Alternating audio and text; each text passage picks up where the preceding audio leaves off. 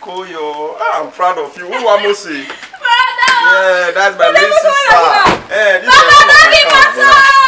Koyo, Baba.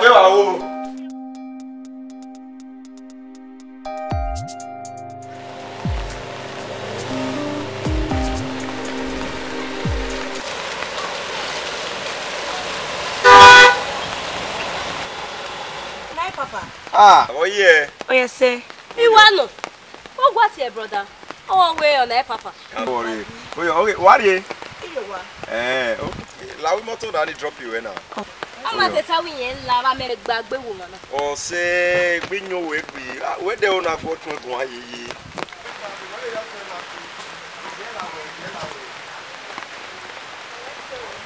What I said there? Oh. Family well.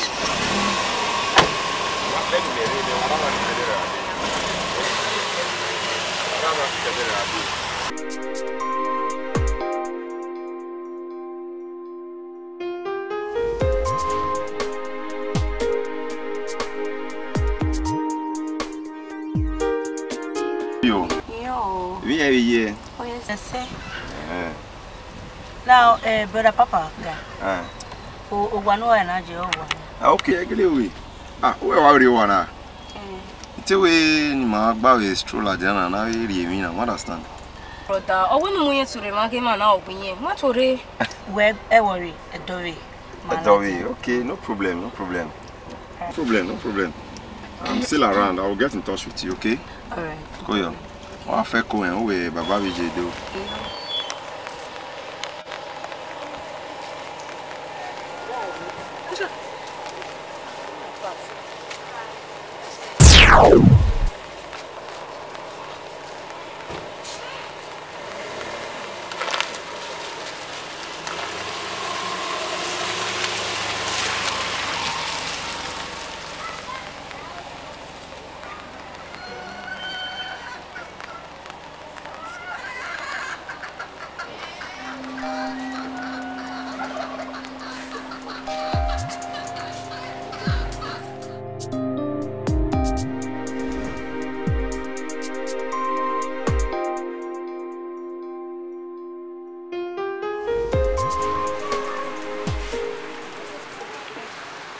Baba, what is that? I really never see you on the way with them. Yeah, I check out what's in this. I'm really out of here. Why cool? No problem. Baba.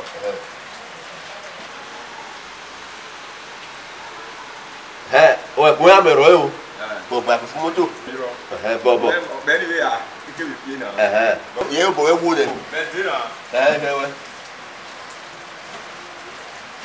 Who's up?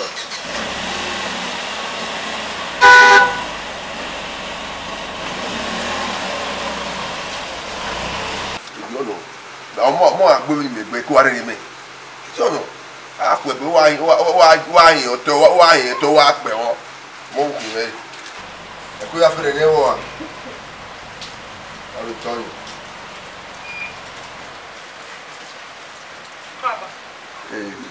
No, Love you will not be alone. We went over. I'm only.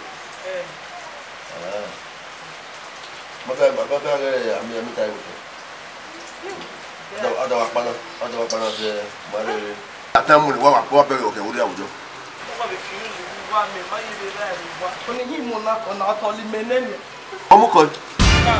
wait what did you splash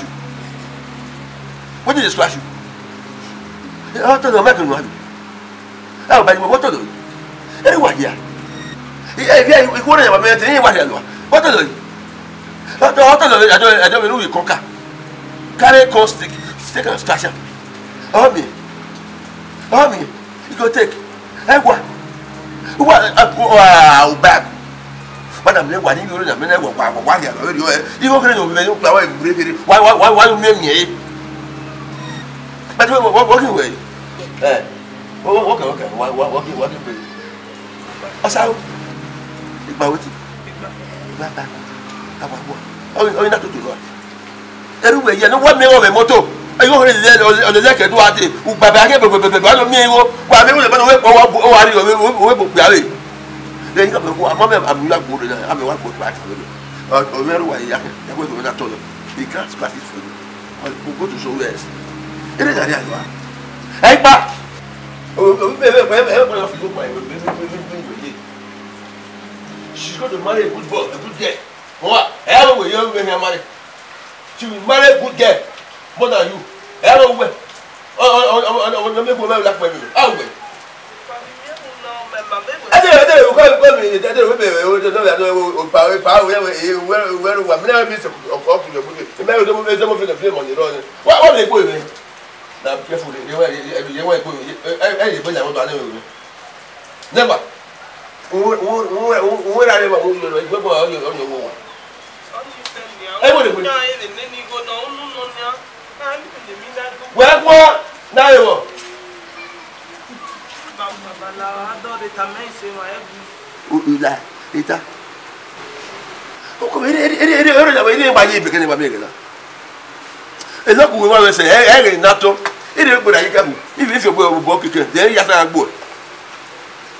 esa gbole gbe won lo ke awe gbon ohun aja yu ko we yo e to we hari we ma we e to we no se mo gba we na mi ro na ni ya wo lo ke oni we fi mi what are they ko ma je mi ye ya I've changed my mind I saw the so the do ka me wo ni fi we but me me ko me have computer there ami ro oni fi free of what they were me also me we ni agratole me o we wa do so e ti ni una ne ya ni e gba ke bu ni ya wo keke okay do yi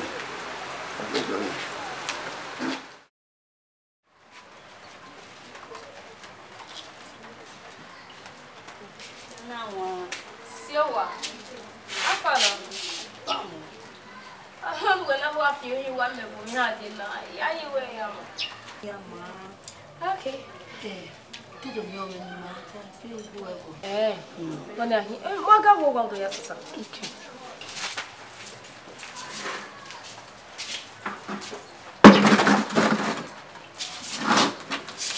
Afala.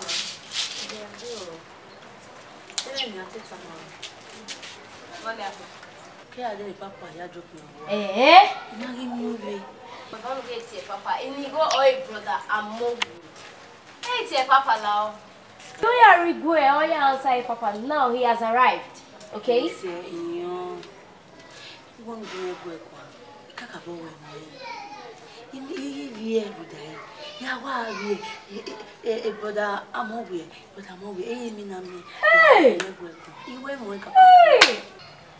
He's so well with one issue.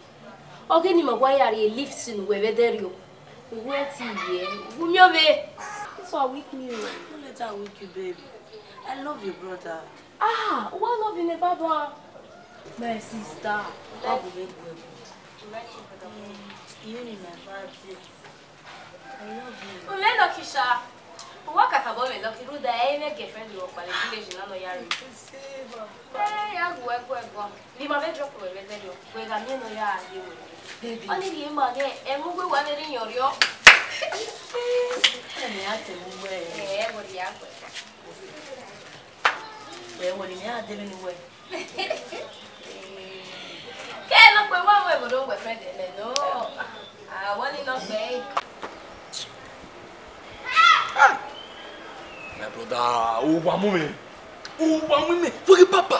Onare papa. Hey. Onare papa. The papa. Ni ma wa to tayana. Mati papa ya do adona gima. Do adona gima. Ana do to awon ya le ni ma here. Ana ati material wise me be gani. But the papa, he make the papa wa jure, he go na wa poko. Oni opa we no. Iwe gani ma ti papa, ma we papa. Move. Papa gi move. Ma so papa we wa be le tan radio me ni we ya de ma be gi on. Papa you gi na ide Ghana. Iwe papa. Egi yeke. Ata dene so. The papa bo wa una na me we you na wa poko dia na. Ge be dey na. E go hire ga gboro na gboro 20,000 ka. E to come o me meje papa o ma gbon. Ti me dre de papa me dre de papa. E go get always was what me tell you. ina we 20,000 ka we ona agbe me on gbe papa abe wa anya ye ba ta yin me we te papa orisan shit or shop he shop shit we travel ni meje o ru da de papa mana jisan do mana shop shit okay we get better na on me ga agbo better ona ye papa na gwa le we here no kai on wa ge papa bu mari na ma me ni go 20,000 naira kana hono yazigo hono ri anything oni makame uda bi me wajina hono ri yazigo o makame because e life ni wajina me wa like e oni uda oro bi ten do we amafe obi ogoma esi o majiko mi atanga obi ogoma si o majiko ona asi wejiko o si majiko ne my brother hey o si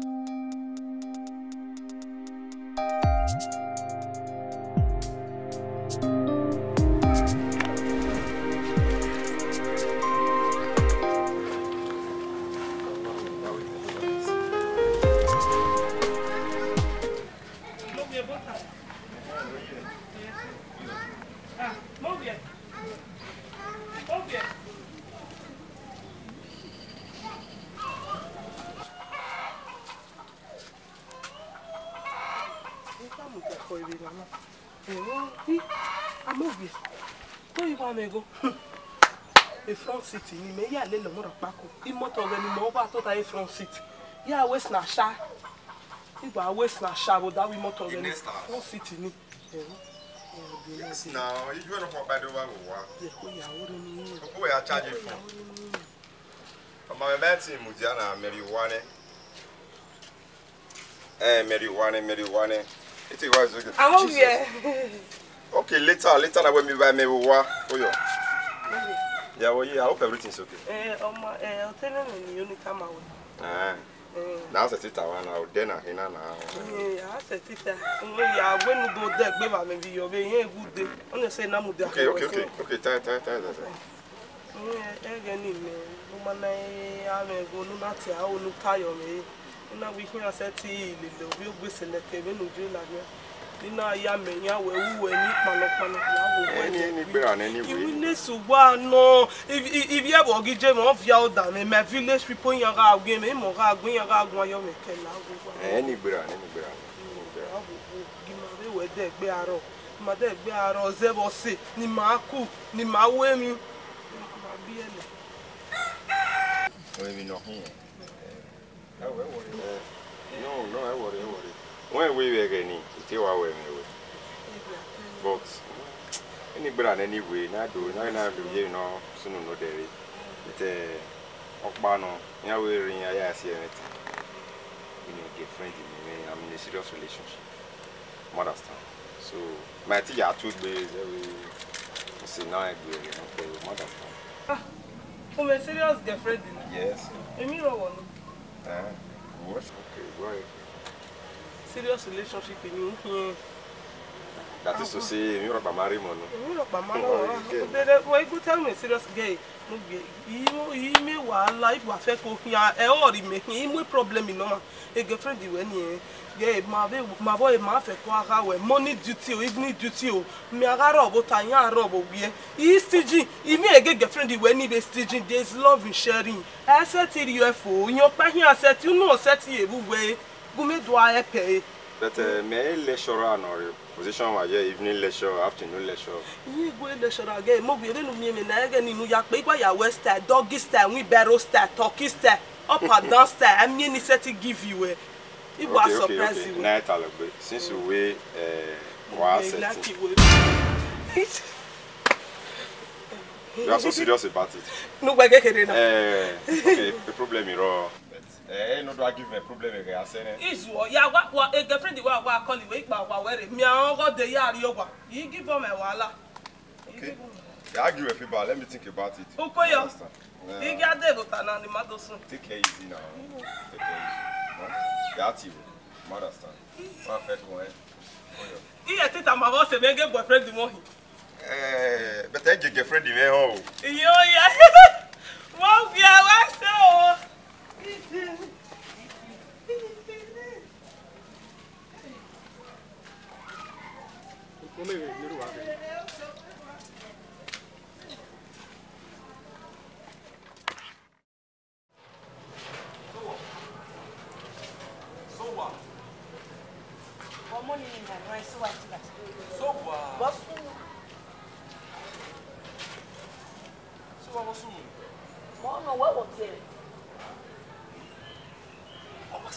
me want to go boss to wa.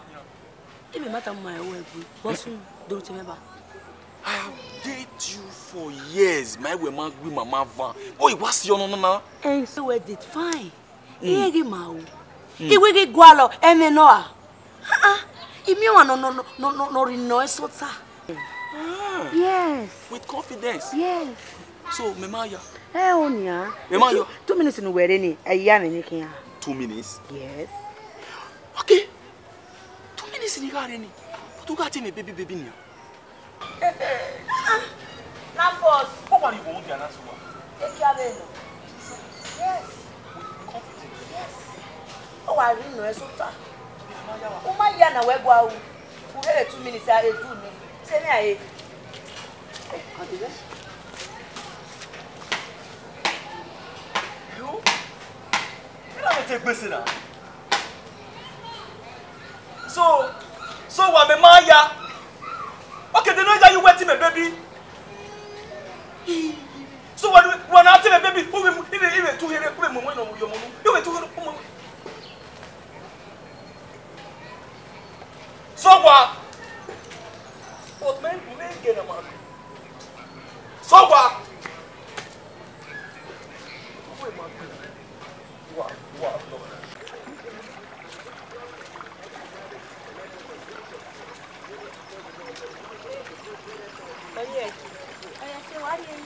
Let me boyfriend me. Yeah, Salabame. How go when I what they will talk, what to talk. But my boyfriend. What to do? Marry me. Man, give me na one ya. We go again.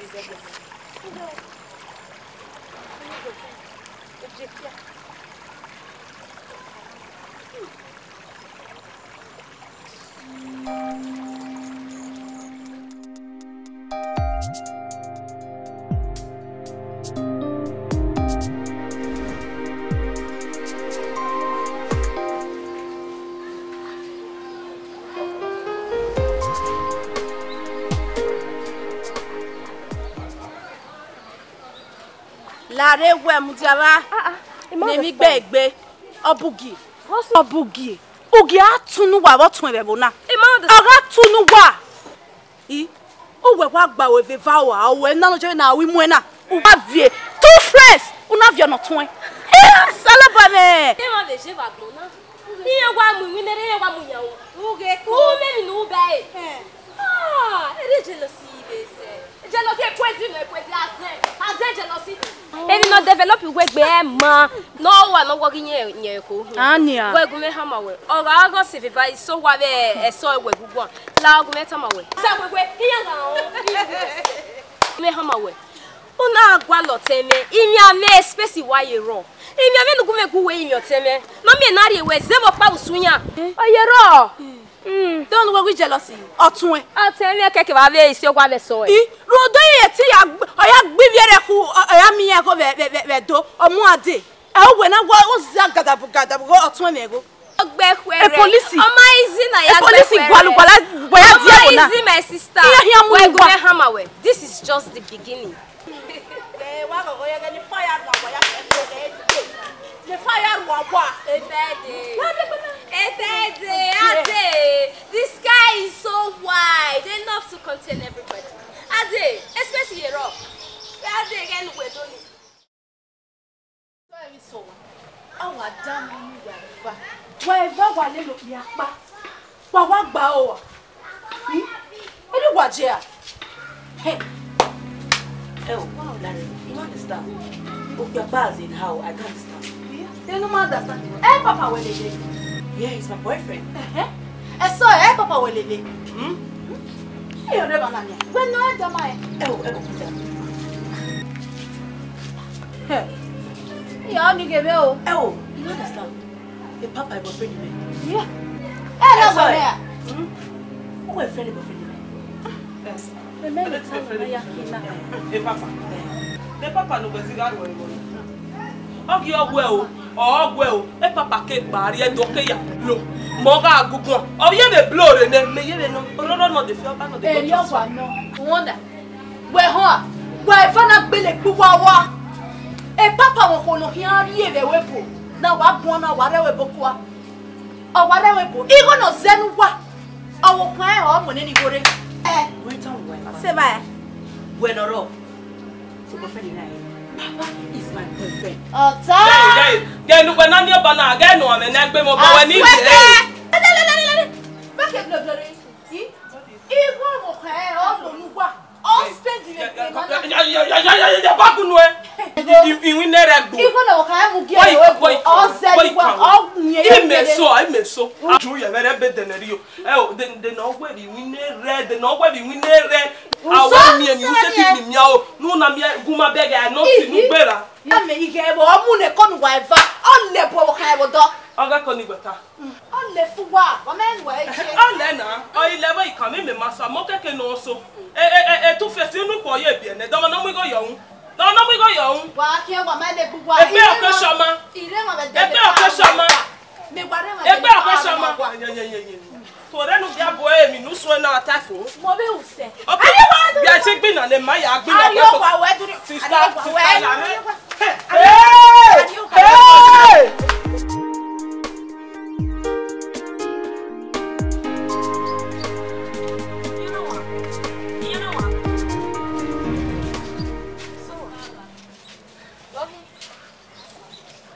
Hey! Yega otun dete eso that aside. Owe. Tano we omokunore owebo. Atamawe. Oh, mama not tamame ahana. Yes or no? You know tamame. What's your man ya not even no pia? To bo we ya no na boyfriend we no. Won get ose magbaki. Ose na don't know.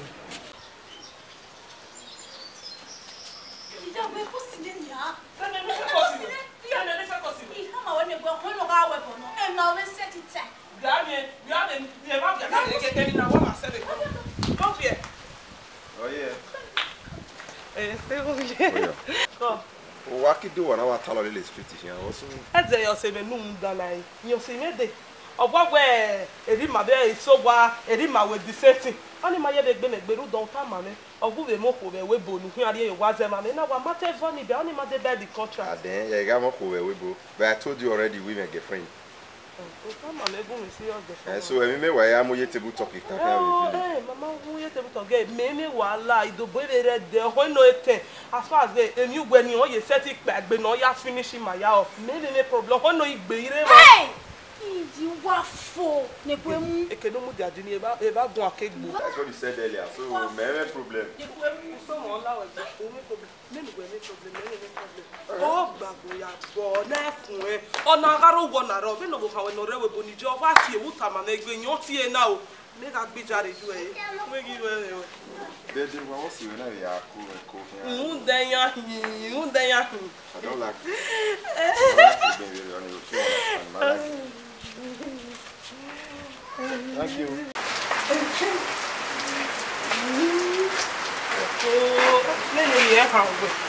I worry I am so we really na o men.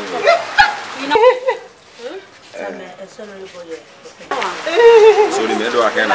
Let's come my boyfriend we no. I'm not boy boyfriend we. Insama bon ko ji e. Awa me. You na mu wa le. Baby, e brother call here ya mo egboto. Ya mi ma go. Later. It's over. There's no more problem.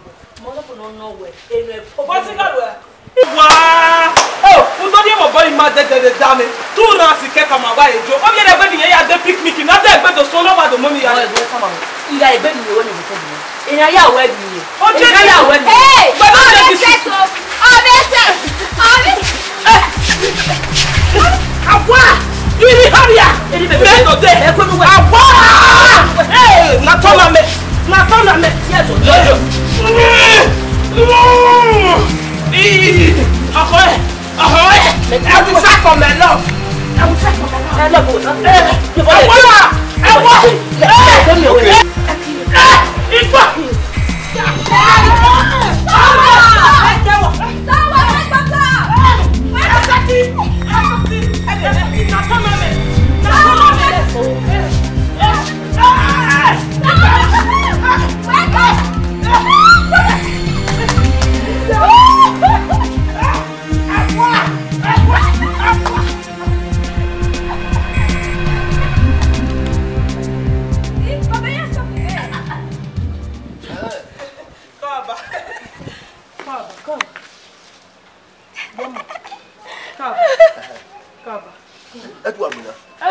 Wa gbina. Ya kale dai. Wa ti ma gbina. Wa ibo wa gbo. Wa ni a bi gba wo a. Wa si yaro e. Wa ruki. Ni opo ewu na wa ke na. Aye wi na baba me mi ye ka gbina ba. Ye na be pe na le. Wa ni na to pe wo to. Wa pe bo wo to. I don't know. Ìpínlẹ̀ hoho. Na. Wa ke gbe ba ko. Wa o wa. Ka se gbe na. A to yen gbe we to we. Ọ̀pá pàṣẹ ẹ̀. Ede wa no. Yo fe lo. Wole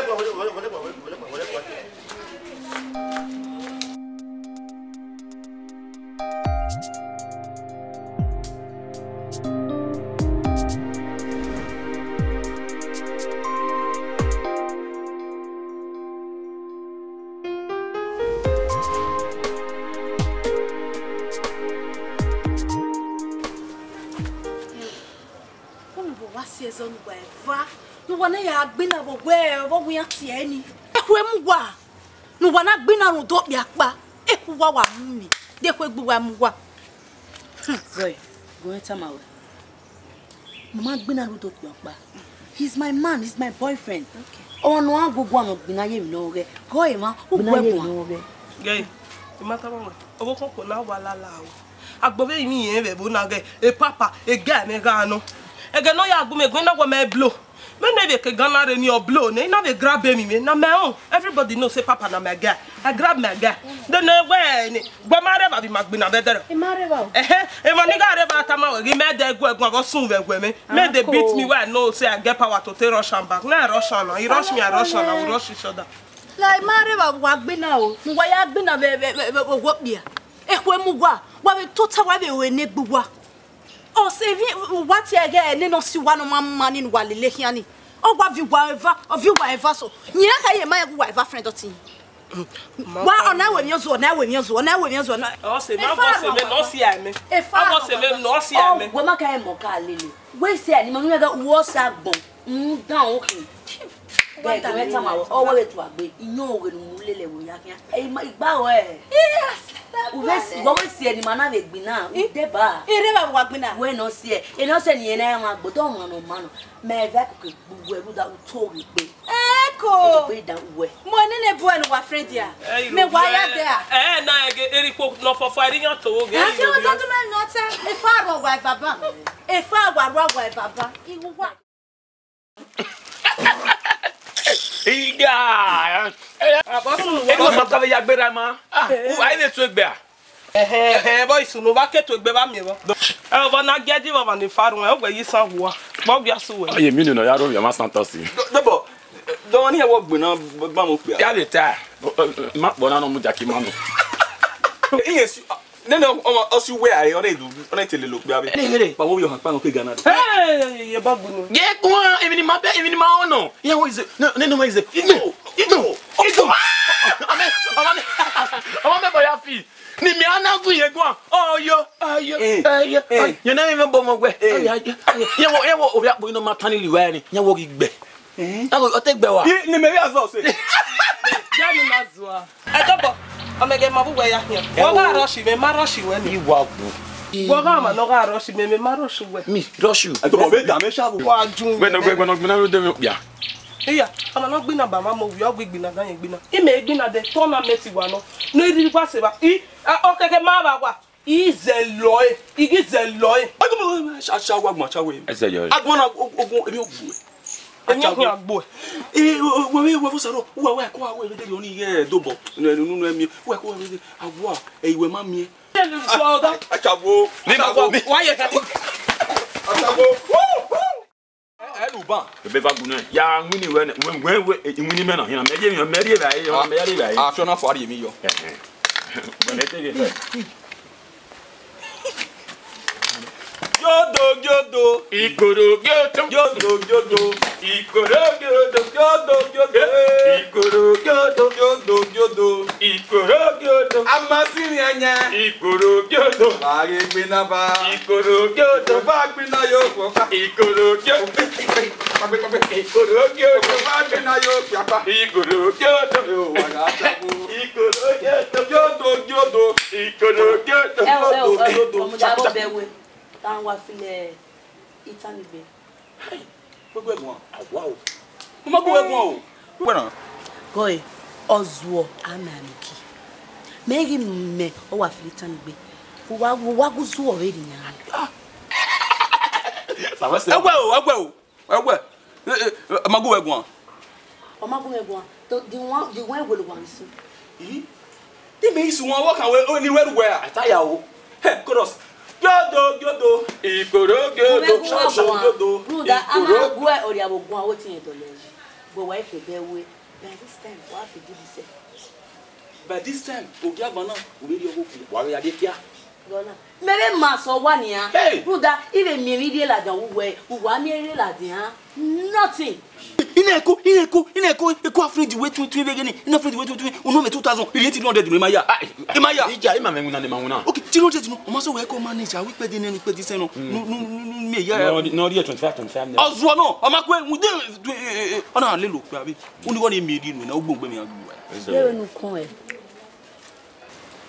Don't know why. Awo me gbelu wa. No me 300. You know 2300. Me aga we no ho wa se. Pani melele. Oga Adigo me. Omo yo dawe moto. I have good memories with him. But all where ni hallelujah is bad memory. My bad memories even no e. Let's where I Ogbo anju. Ah, they never know how you get say. E dey agbe wari uyoko wa. Ya go potis. Aṣawo. Botanical name of Aṣawo. Arage Aṣawo ni. O ma bo ya po na wa ro we. Hey. Botanical name of Aṣawo ni. Aṣawo. Okay, Aṣawo ni prostitute. Ozuo. Baba wa ni musi ma dia. What is it? Mama ke na kesu na.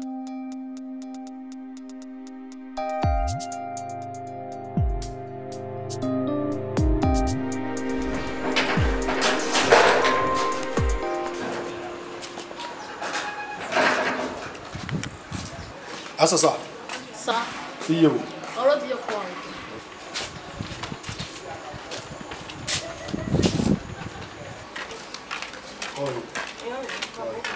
Me te bu wa je ko wa na sa wo ni ko wa. Ye o. Me ya re ke wa try no ba mo we amajo. Kada ro ade no wa ya pa. Amo we wa ya mo to no wa ya pa. Mo na mo. Oh. More than 2 weeks me ya me gbe we travel now. No. So since then me ya pa. Amo we wa pa wa re. Amalawa. Hey. Okay, no wala, I say. Call you.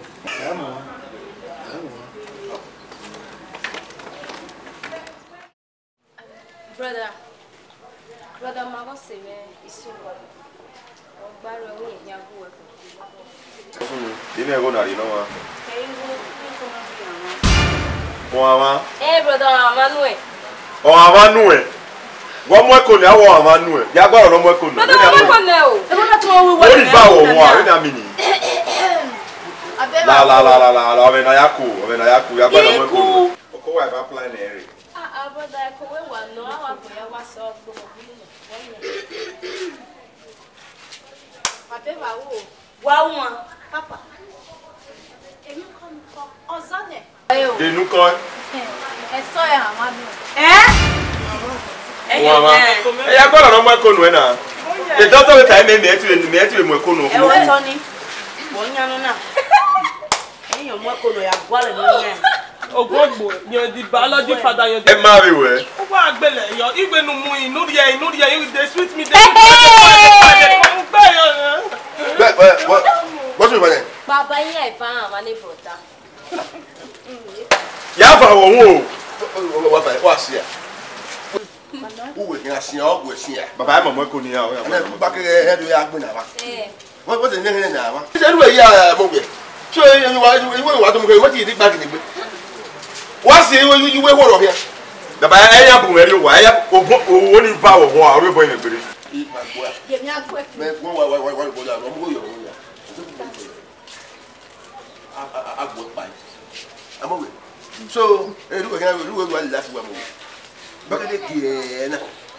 Me do yan stock yan mo fo. E me tu wa ni wa fili ai. Èmi ìwé fún yẹn máa gégbe ọkọ. Bolwe. Amo e ko re ne wa ni ngena. Ai wa wakana. Ya we ya ma we ya bio na we ya bio.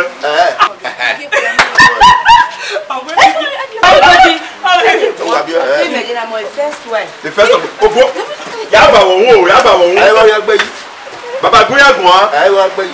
Wa be bi e. Ku ya ko kia. Mo to ro, mo to ku e. La wa la ju mo mo. Baba o bo le. Lo fu gbe. Wa o ya o ka mu dabu. Brother. Pardon me. O pe a. Tell my baby I will do that. Obo me na do it. I see me no my wife bare. So mo go na ki o wa ila ki go. Abi? Ki a wa ti mo we wa titi. O ki yan o travel rere na gbe total do ba e ma total. Mo we se moto. Mudao, imoto na ha. Baba ya pa ba re ni fet. Moto na. Mo gbe. Ofo wa fo. Brother. Wa re ma wa te se mi sai we. Ta mo gbe. Abara o yo pa ni ta ma wa. Do ye mo ya la na re. I do it if you well like. I will go now. Ije. Brother Muja, gumele lu e. Tota wa ne mi. Let moto ya gan. Let me moto se bi me ru we. Oh! Sa. Oh, imoto pa. Where you kaki? Etede. Baba ona do let me moto. Baba, myself. I love you. Ge fa o, fa na mo ti. Wale wale. Oh, why is